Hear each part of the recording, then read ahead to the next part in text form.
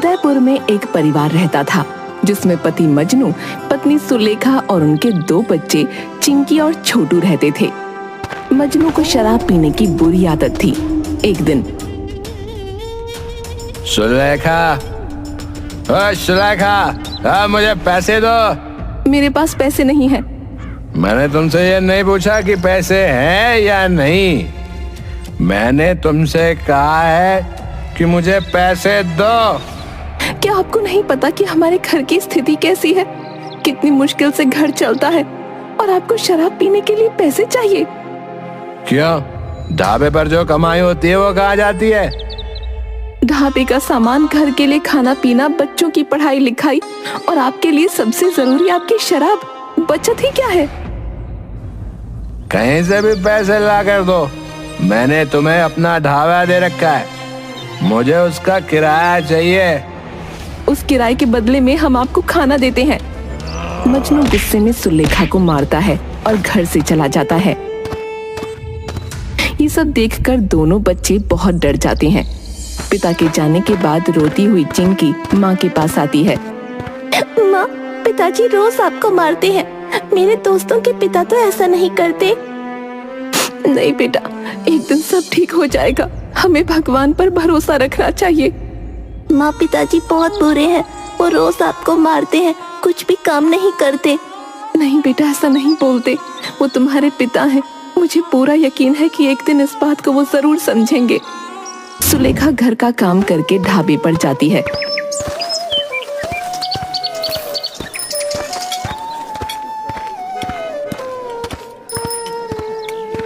और खाना बनाकर बेचती है। वो बड़ी मेहनत करती, लेकिन मजनू की शराब पीने की आदत उसे तोड़ देती, रोज की तरह। बच्चों, अब तुम दोनों स्कूल जाओ, मैं ढाबे पर जाती हूँ। आज मुझे शाम को आने में थोड़ी देर होगी क्योंकि आज गांव में गुरु काका के घर खाना बनाकर देना है। माँ, आप बिल्कुल फिक्र मत कीजिए। मैं स्कूल से आने के बाद छोटू को खाना खिला दूंगी और खुद भी खा लूंगी। इसका पूरा ध्यान रखूंगी। मेरी समझदार परी। माँ, और मैं? तू तो मेरा राजकुमार है। उस दिन सुलेखा को आने में बहुत देर हो जाती है। मजनू रोज की तरह नशे में घर आता है और गुस्से में सुलेखा को बहुत मारता है। मजनू की मार से सुलेखा बीमार हो जाती है। दूसरे दिन सुबह। माँ, आप अभी तक सोई हो? उठो ना, हमें स्कूल जाना है। क्या आज आपको ढाबे पर नहीं जाना? आज बेटा मेरी तबीयत ठीक नहीं लग रही। माँ, आपको तो बहुत तेज बुखार है। अरे कुछ भी नहीं, अभी ठीक हो जाएगा थोड़ी देर में। चलो मैं तुम दोनों के लिए कुछ बना देती हूँ। नहीं माँ, आज आप आराम कर लीजिए। रात की रोटी रखी है, मैं तेल और नमक लगाकर ले जाती हूँ। छोटू को भी खिला दूंगी। क्या मैं आपके लिए डॉक्टर काका से दवा ले आऊँ?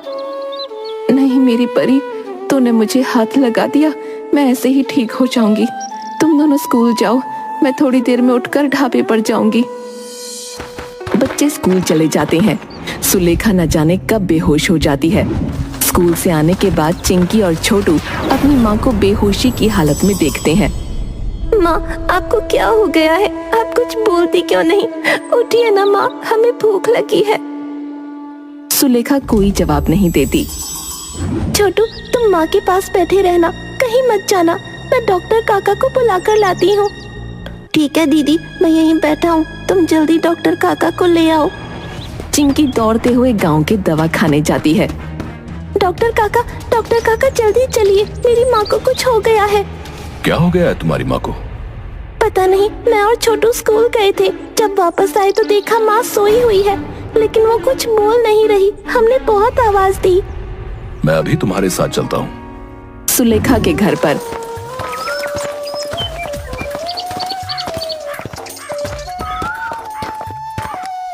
चिंकी, मुझे थोड़ा पानी ला कर दो। तुम्हारी माँ कब से बीमार है? माँ को आज सुबह बुखार आ गया, वो उठी नहीं। कल वो अपने काम पर गई थी? हाँ, कल वो अपने काम पर गई थी, लेकिन। चिंकी चुप हो जाती है। जो भी बात है साफ साफ बताओ, इन्हें क्या हुआ था? डॉक्टर काका, पापा ने माँ को बहुत मारा था, इसलिए सुबह से उसको बुखार हो गया। मेरी माँ ठीक तो हो जाएगी ना? हाँ बेटा, तुम्हारी माँ ठीक हो जाएगी। लेकिन तुम दोनों उसका ध्यान रखना और उसे आराम करने के लिए बोलना। मैं तुम्हारी माँ को एक इंजेक्शन लगा देता हूँ, उसे होश आ जाएगा। फिर बाद में तुम उसे कुछ खिलाकर ये दवाइयां दे देना। मैं कल आऊंगा। डॉक्टर सुलेखा को इंजेक्शन देता है और दवाइयां देकर वहां से चला जाता है। कुछ समय बाद सुलेखा को होश आता है। वो बिस्तर से उठने की कोशिश करती है। माँ तुम लेटी रहो, डॉक्टर काका ने कहा है तुम्हें आराम की जरूरत है। मैंने खिचड़ी बनाई है, तुम इसे खाकर अपनी दवा खा लो और आराम करो। सुलेखा अपनी 10 साल की बेटी की बातें सुनकर रोने लगी। चिंकी, तूने खिचड़ी कैसे बनाई? तुम्हें खाना बनाते देखती हूँ ना, और चूल्हा जलाने के लिए मैंने पड़ोस की शोभा काकी से मदद ली थी। सुलेखा अपने दोनों बच्चों को गले से लगाती है। मेरे बच्चे समय से पहले बड़े हो गए।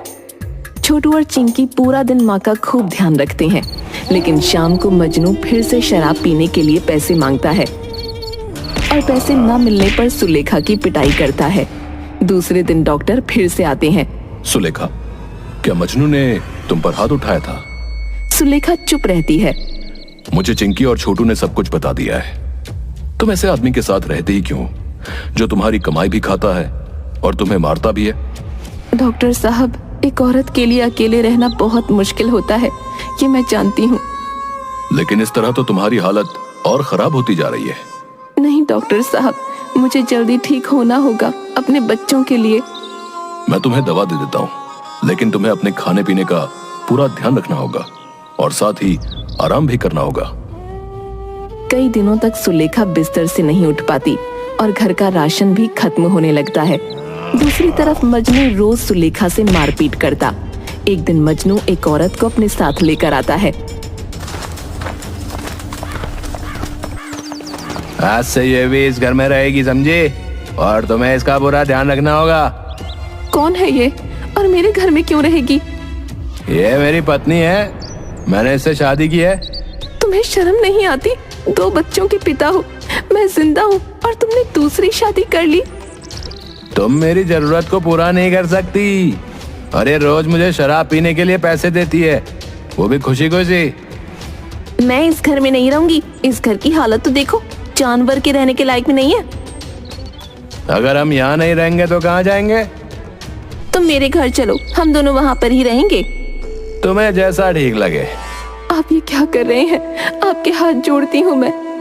अपनी बकवास बंद करो, मैं आज से अनीता के घर पर रहूंगा। मजनू अनीता के साथ चला जाता है और सुलेखा की हालत और खराब हो जाती है। घर की स्थिति बहुत बुरी हो जाती है। छोटू, अब तो घर में राशन भी खत्म हो गया। हमारे पास सिर्फ कल के लिए राशन है, हम क्या करेंगे? चलो ढाबे पर चलते हैं, शायद वहाँ कुछ राशन हो। दोनों ढाबे पर जाते हैं।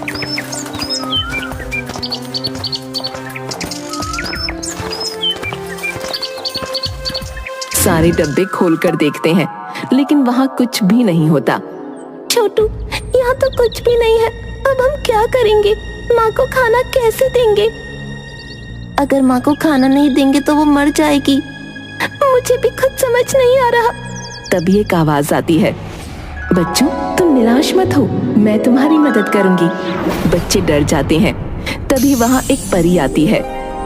आप कौन है? बच्चों, मैं नील परी हूँ। मैंने तुम दोनों की सारी बातें सुन ली। तुम दोनों इतनी कम उम्र में कितने समझदार हो। तुम्हारी माँ को क्या हुआ? आप वही परी हैं जिसकी कहानी हमें माँ सुनाती थी। हाँ, मैं वही परी हूँ। बताओ, तुम्हारी माँ को क्या हुआ? परी रानी, हमारी माँ बहुत बीमार है। हमारे घर में राशन नहीं है, ना ही यहाँ ढाबे पर हमें राशन मिला। हम अपनी माँ को खाना कैसे देंगे? और डॉक्टर ने कहा है कि हमें हमारी माँ का ध्यान रखना है, नहीं तो वो मर जाएगी। परी बच्चों को गले लगाती है। तुम्हारे पिता कहाँ हैं? हमारे पिता हमारे साथ नहीं रहते, वो बहुत बुरे आदमी हैं। उन्होंने मार मार कर हमारी माँ को बीमार कर दिया। मैं तुम्हें थोड़ा राशन देती हूँ, तुम उसे अपने घर ले जाओ और अपनी माँ का ख्याल रखो।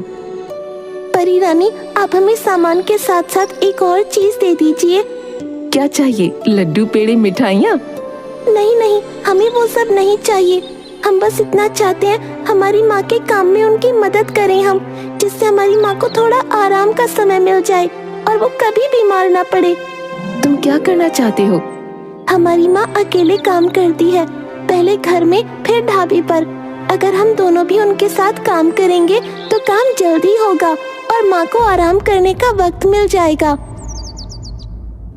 तो तुम दोनों इस ढाबे को चलाना चाहती हो? हाँ परी रानी। ठीक है, मैं तुम्हें ढाबे को चलाने के लिए बहुत सारा राशन दे देती हूँ और तुम्हारे घर के लिए भी। लेकिन मुझे तो खिचड़ी के सिवा कुछ बनाना नहीं आता, और खिचड़ी खाने ढाबे पर कौन आएगा? तुम बिल्कुल फिक्र मत करो, मैं तुम्हारे इस ढाबे को जादुई ढाबा बना दूंगी और साथ ही तुम्हें एक जादुई मसाला दूंगी। पहले तुम दोनों ये बताओ, तुम्हें खाने में सबसे ज्यादा क्या पसंद है? हमें तो सबसे ज्यादा शाही पनीर पसंद है। बहुत पहले एक बार किसी की शादी में माँ ने बनाया था। हमें तो सबसे ज्यादा शाही पनीर पसंद है। बहुत पहले एक बार किसी की शादी में माँ ने बनाया था। ठीक है, तो आज से इस ढाबे पर शाही पनीर बनेगा और जब तुम बोलोगे तब चावल और रोटी भी तैयार हो जाएगी। लेकिन मुझे तो वो आता ही नहीं, मैं कैसे बनाऊंगी? मैं बताती हूँ। परी अपनी जादू की छड़ी घुमाती है और ढाबे में सारा सामान आ जाता है। तुम्हें सिर्फ रोज 1 किलो पनीर में इस चम्मच से 1 चम्मच ही जादुई मसाला डालना है। इसके बाद सारा काम अपने आप हो जाएगा। और अगर तुम्हें रोटी चावल चाहिए तो तुम ढाबे से बोलना, जजंतरम मंत्रम रोटी चावल आजा, और रोटी चावल आ जाएगा। परी रानी आपका बहुत बहुत धन्यवाद। परी रानी आपका बहुत बहुत धन्यवाद। दूसरे दिन सुबह चिंकी और छोटू स्कूल जाने के बहाने घर से निकलते और जैसा परी ने बताया वैसा ही करते हैं। शाही पनीर की खुशबू से लोग खींचे चले आते हैं। अरे भाई, ये खाने की खुशबू कहाँ से आ रही है? ये खुशबू तो सुलेखा भाभी के ढाबे से आ रही है। लगता है सुलेखा भाभी ने वापस ढाबा शुरू कर दिया है। चलो, बहुत दिन हो गए, कुछ स्वाद का नहीं खाया। चलो चलते हैं।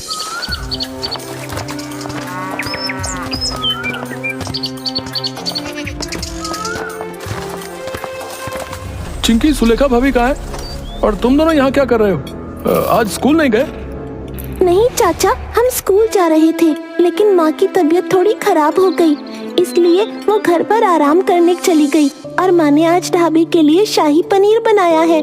फिर शाम तक शाही पनीर खराब हो जाता, इसलिए हमें यहाँ रुकना पड़ा। अच्छा, एक काम करो चिंकी, 1 प्लेट शाही पनीर और चावल दे दो। क्या रोटियां भी है? हाँ सोहन चाचा, रोटियाँ भी हैं। तो मुझे 1 प्लेट शाही पनीर के साथ 4 रोटियां दे दो। ये लो खाने के पैसे। चिंकी पैसे लेती है। आप दोनों यहाँ बैठिए, मैं बस अभी आपके लिए खाना लेकर आती हूँ। चिंकी सोहन और मोहन के लिए खाना लेकर आती है। उस जादुई मसाले के स्वाद से दोनों चटकारे लेकर शाही पनीर खाते हैं और गांव के बहुत से लोग ढाबे पर आकर खाना खाते हैं। फिर तो ये रोज की बात हो गई। कुछ दिनों में सुलेखा ठीक होकर बच्चों के साथ ढाबे पर आने लगी।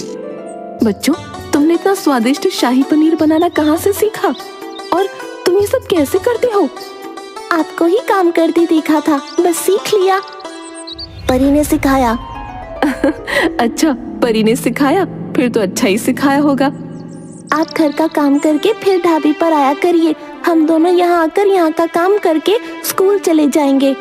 तुम दोनों को भगवान ने वक्त से पहले कितना बड़ा कर दिया। सुलेखा के शाही पनीर के चर्चे हर तरफ थे। एक दिन ये खबर अनीता तक भी पहुंची। तुम्हारे ढाबे के शाही पनीर के चर्चे तो जगह जगह हो रहे हैं। चलो, आज हम दोनों भी चलकर खाकर आते हैं। मैं भी तो देखूं क्या स्वाद है तुम्हारे ढाबे की सब्जी में। हाँ चलो, मैं क्या डरता हूँ? अरे मेरा ही तो ढाबा है। मजनू और अनीता सुलेखा के ढाबे पर जाते हैं। अरे अंदर जाकर बोलो कि ढाबे के मालिक आए हैं, इसलिए स्पेशल प्लेट बना कर दो। हमारे ढाबे पर हर आदमी स्पेशल ही होता है। मैं अभी आपका खाना लेकर आती हूँ। चिंकी खाना लाकर मजनू के आगे रख देती है।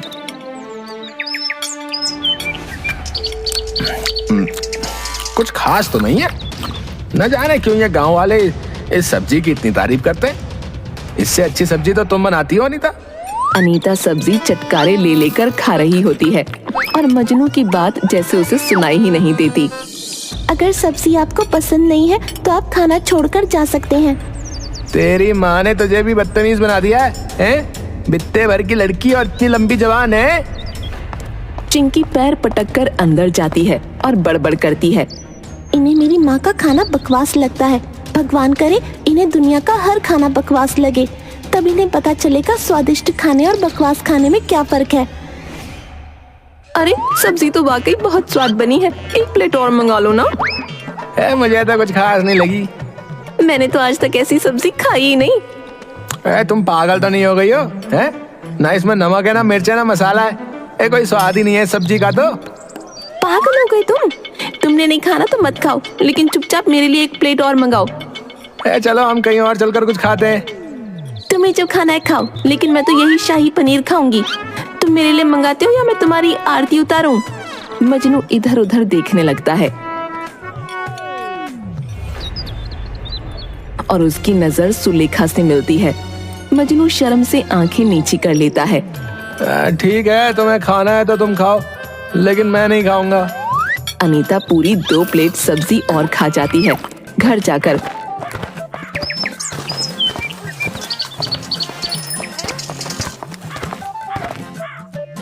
मेरे लिए कुछ खाने का बना दो। मैं कुछ भी बना कर नहीं दे रही, सुबह का खाना रखा है, खा लो जाके। अरे ये कैसा खाना बनाती हो तुम? है ना नमक डाला ना मिर्ची डाली है। अच्छा, आज तुम्हारी पहली पत्नी के पास पैसा क्या आ गया? तुम्हें मेरे खाने में स्वाद नहीं लग रहा? कल तक तो यही खाना बड़ा स्वादिष्ट था। अरे मैं सच कह रहा हूँ, तुम खुद खा कर देखो। अच्छी भली स्वादिष्ट सब्जी है, तुम्हें ही स्वाद नहीं आ रहा। स्वादिष्ट? अरे गोबर जैसी। तुमने गोबर भी खा रखा है। इस बात पर मजनू और अनीता का झगड़ा होता है और मजनू अनीता को मारने के लिए हाथ उठाता है। अनीता उसका हाथ मोड़ देती है। अरे माँ, मर गया मैं तो। अरे इस दुष्ट ने मेरा हाथ तोड़ दिया। आई। तुम्हें क्या लगता है सिर्फ तुम्हें ही हाथ उठाना आता है? आज तुम्हारे रंग ढंग बदल गए, इसलिए मैंने भी अपना रंग बदल लिया। अनीता उसे घर से निकाल देती है। मजनू को किसी भी चीज का स्वाद अच्छा नहीं लगता।